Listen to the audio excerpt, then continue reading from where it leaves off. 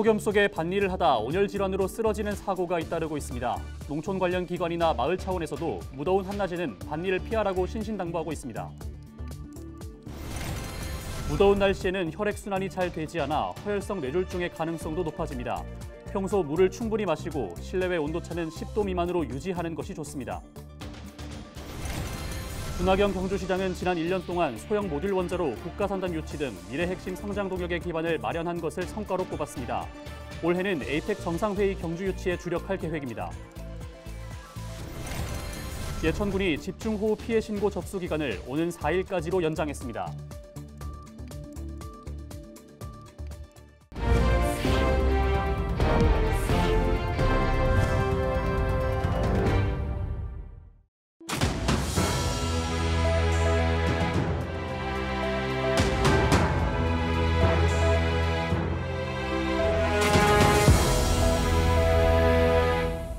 시청자 여러분 안녕하십니까? 헬로티비 대구 경북 뉴스입니다.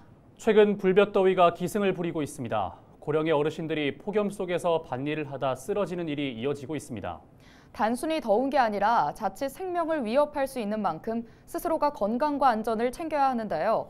지역 농업기술센터도 현장 예찰을 강화하고 있습니다. 홍하영 기자가 취재했습니다. 여름철 농민의 기상 시간은 조금 더 빨라집니다. 더위를 조금이나마 피해 밭일을 하기 위해서입니다. 해가 뜨기 전에 일을 시작해 오전 9시에서 10시쯤부터 휴식을 취했다가 해질 무렵 일을 마무리합니다.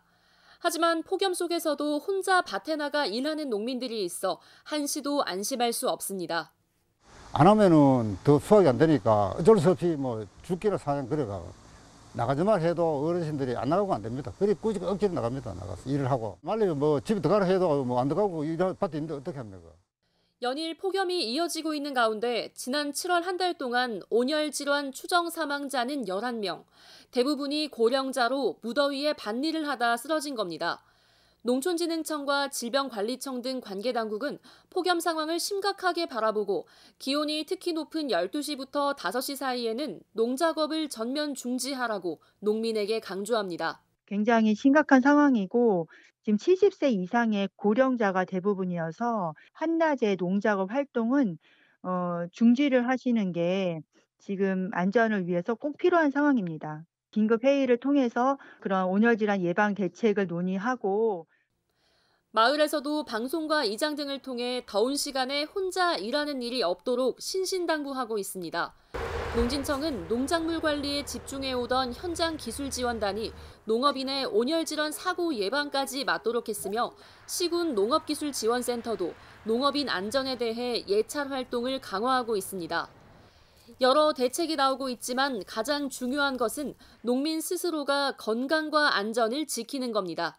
헬로티비 뉴스 홍하영입니다. 극심한 폭염이 연일 기승을 부리면서 건강관리가 무척이나 중요한 시기입니다. 전국에서 온열 질환 환자가 계속 발생하는 가운데 흔히 겨울철 질환이라고 생각하는 뇌졸중도 여름에 많이 발생하는 만큼 각별한 주의가 필요합니다. 서희동 기자입니다. 낮 기온 33도가 넘는 불볕 더위가 이어지며 체감온도 역시 35도 안팎을 기록하고 있는 요즘. 이럴 때 주의해야 하는 질병 중 하나가 바로 뇌졸중입니다. 뇌졸중은 크게 출혈성과 허혈성으로 나뉘는데 여름철에 발병 위험이 더욱 높아지는 것은 허혈성 뇌졸중입니다. 흔히 뇌경색이라고도 부르는 허혈성 뇌졸중은 혈전에 의해 뇌혈관이 막혀 뇌가 손상되는 것으로 땀 배출이 많고 실내외 온도차가 큰 여름철에 발생하기 쉽습니다. 어린이와 노인, 당뇨나 고혈압 등과 같은 만성 질환을 앓고 있는 사람은 더욱 조심해야 합니다. 기온이 높은 여름철 외부 활동으로 인해 땀 배출이 많아지는데 이럴 경우 혈액 정도가 높아져 혈액순환 저하되고 이로 인해 허혈성 뇌졸중이 올 가능성이 높아집니다.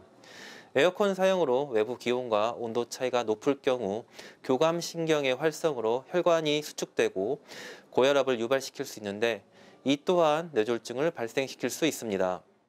여름철 뇌졸중을 예방하기 위해서는 탈수가 일어나지 않도록 충분히 물을 마셔야 합니다. 특히 고령층은 탈수를 잘 느끼지 못하기 때문에 목이 마르지 않더라도 물을 자주 마시는 것이 좋습니다. 또 실내외 기온차는 10도 미만으로 유지하고 샤워는 미지근한 물로 해야 합니다. 갑자기 몸의 한쪽 팔다리에 힘이 빠지거나 발음이 어눌해지고 어지러움과 두통 등의 증상이 발생한다면 뇌졸중의 전조 증상일 수 있으니 지체하지 말고 신경과나 신경외과가 있는 병원에 응급실을 찾아야 합니다. 헬로티비 뉴스 서희동입니다.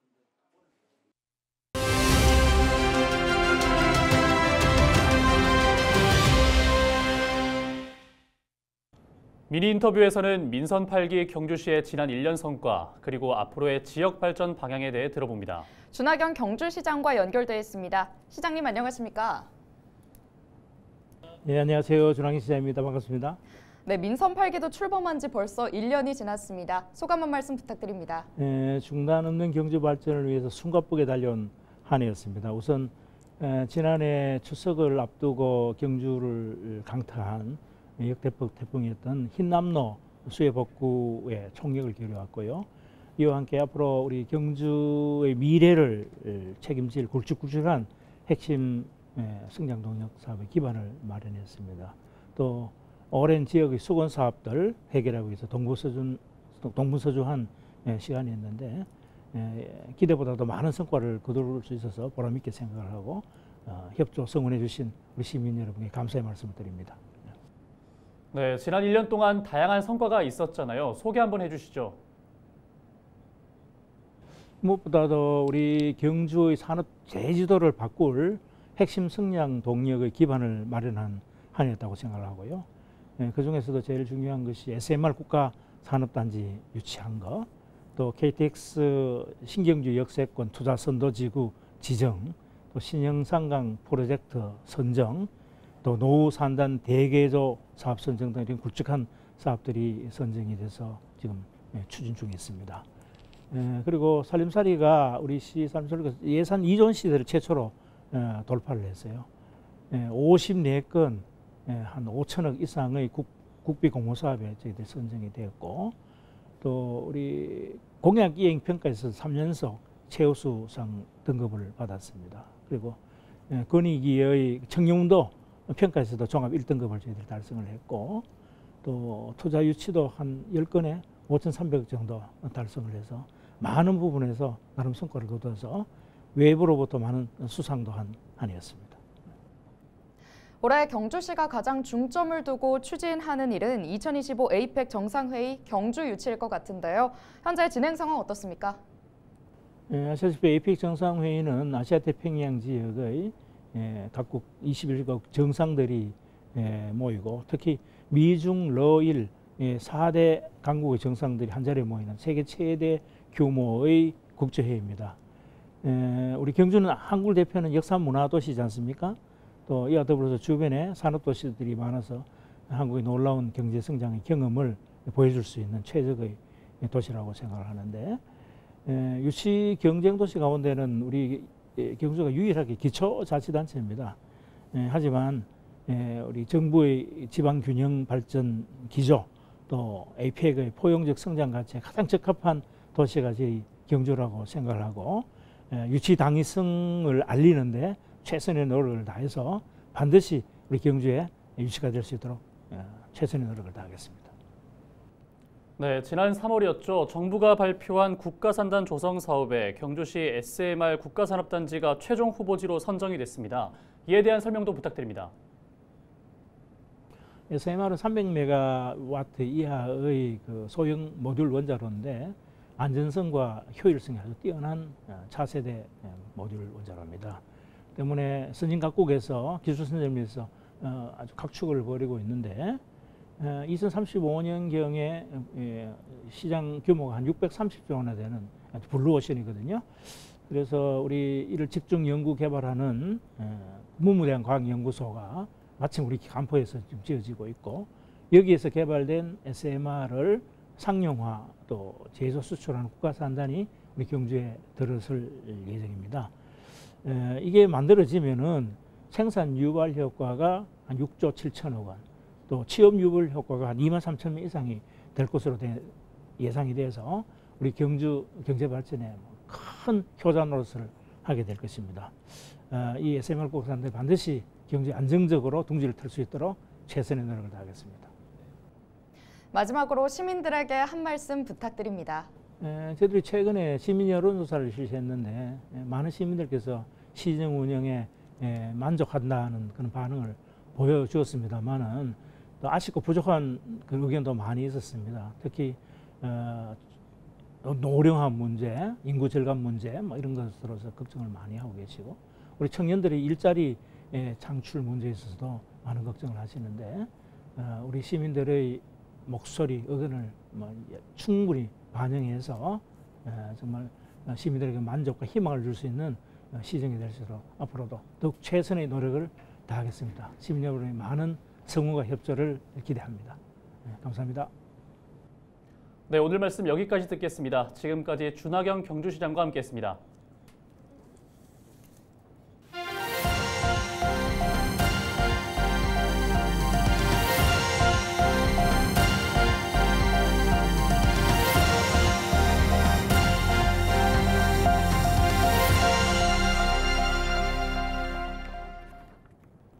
(2000년대) 초반 252만 명까지 갔던 대구 인구는 이후 지속적으로 줄고 있습니다. 통계청은 2025년이면 대구 지역 인구가 230만 선도 무너질 것으로 전망하고 있습니다. 전국적으로 출산율도 고민인데요. 대구시도 저출산과 인구 감소를 해결하기 위해 다자녀 가정 기준을 완화하는 등 전국적인 움직임에 동참했습니다. 박근수 기자입니다. 해마다 감소하는 대구의 인구는 지난해 말 기준 236만 명 선까지 떨어졌습니다. 10년 전과 비교하면 13만여 명이 줄었습니다. 새로 태어나는 아이도 감소세는 마찬가지입니다. 지난해 출생아 수는 10년 전의 절반 수준에 불과합니다. 합계 출산율은 전국 평균에도 못 미칩니다. 이미 올해 초 정부가 다자녀 기준을 완화하면서 전국 광역단체들이 잇따라 다자녀 혜택을 2자녀 이상으로 확대했습니다. 전국 광역단체 중 유일하게 3자녀를 유지하던 대구시도 내년부터 다자녀 혜택을 2자녀 이상으로 확대 적용할 계획입니다. 이렇게 되면 내년부터 2자녀 가구도 대구 의료원 진료비나 공영주차장 이용료 등 시산하 공공시설 이용료를 일정 비율로 감면받을 수 있습니다. 다자녀 우대 카드인 아이조아 카드를 발급받으면 가맹점 300여 곳에서 5에서 10%의 할인 혜택도 주어집니다. 고등학교 입학 축하금 대상도 둘째 아이까지 확대돼 둘째는 30만 원, 셋째 이상은 50만 원을 지원받을 수 있습니다. 전체 수혜 대상은 현재 2만여 가구에서 13만여 가구로 늘어납니다. 여기에 대구형 난임부부 지원 사업도 확대됩니다. 난임 진단에서 시술까지 전 범위를 지원하는 난임부부 바우처를 발급해 난임부부의 비용 부담을 최소화한다는 계획입니다. 생애 최초 난임 진단 검사비를 최대 20만 원 지원하고 기존 최대 110만 원 지원했던 난임 시술비 지원 금액을 해당 최대 170만 원까지 확대 지원하여 시는 올 하반기 중앙부처 사회보장제도 신설 변경 협의와 조례 개정 등 사전 준비 절차를 마무리하고 내년부터 시행에 들어갈 계획입니다. 헬로티비 뉴스 박근수입니다. 예천군이 집중호우 피해 신고 접수 기간을 오는 4일까지로 연장했습니다. 예천군은 애초 지난달 31일까지 접수할 계획이었지만 사유시설 침수와 파손 등 규모가 크고 피해자 중 고령자가 많아 접수 기간을 늘렸다고 밝혔습니다. 집중호우로 피해를 본 주택, 비닐하우스, 농경지 등은 신고 기간 안에 신고해야 지원을 받을 수 있으며 주 생계수단인 농업, 어업, 임업에 피해를 입은 경우 중앙부처별 자연재난 복구비용 산정 기준에 따라 지원금이 책정됩니다. 영주시에서 집중호우 피해 복구 지원 활동을 펼친 군 장병들이 2일 부대로 복귀했습니다. 수해 복구 작업에 투입된 군 장병은 누적 인원 5천여 명에 이르고 중장비는 80여 대가 동원됐습니다. 한편 영주시는 1일 오후 6시 기준으로 피해 신고가 접수된 공공시설과 사유시설 720곳 중 92%인 660곳의 응급복구를 완료했다고 밝혔습니다. 예천군이 집중호우 피해 군민의 민원 발급 수수료를 면제합니다. 면제 대상은 집중호우로 피해를 입어 국가재난관리정보시스템에 등록 확정된 주민입니다. 면제 항목은 주민등록표 열람, 주민등록증 재발급, 인감증명서 발급을 비롯해 총 6종입니다. 한편 예천군은 지난 7월 19일 특별재난지역으로 선포됨에 따라 수재민은 전기요금, 도시가스요금, 통신요금, 호우 피해 복구를 위해 실시하는 지적 측량 수수료 감면 등 30여 개 감면 혜택을 받을 수 있습니다. 이어서 날씨 전해드립니다.